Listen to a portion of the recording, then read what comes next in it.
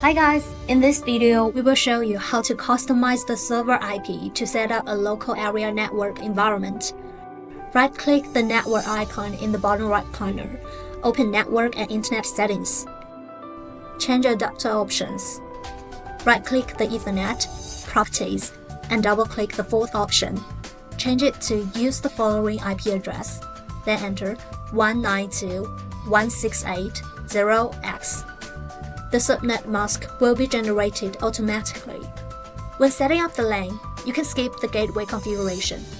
Click OK to complete the custom IP setup. Repeat this process on the other device.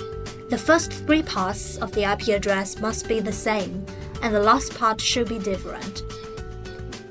Search for firewall. Make sure you disabled all the firewalls on both servers. To check if the 2 servers are connected properly, press Windows R, type CMD and enter. Type ipconfig.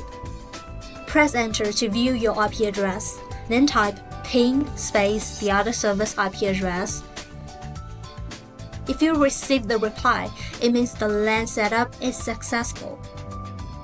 That's all for today's video. Thank you for watching.